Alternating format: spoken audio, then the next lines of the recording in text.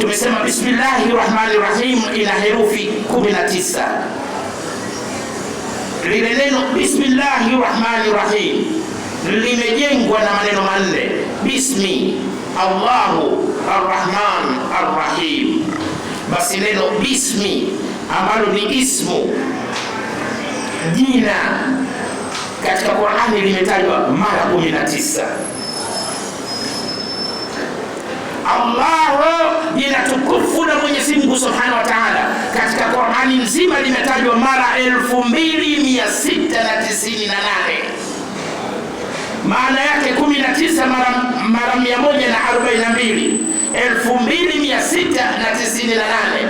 2698 ukigawanya kwa 142 inagawanyika kwa 19 bila kubakia kitu. Nilizungumza nikasema kwamba kuna sura mbili tu ambazo katika nambari zake za uteremsho hazikubadilishwa, zimepangwa hivyo hivyo. Moja wapo ni suratul al-Infitari, ilikuwa ni sura ya 82 kumteremkia Mtume sallallahu alaihi wasallam, na imekwenda kupangwa hivyo hivyo, imekuwa ni ya 82.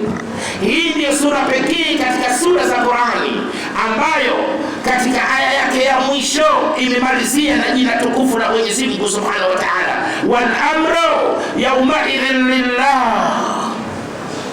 Sura hii ina aya 19. Sura hii ilikuwa ni ya 82 kumteremkia Mtume, na imepangwa hivyo hivyo kwa ni ya 82.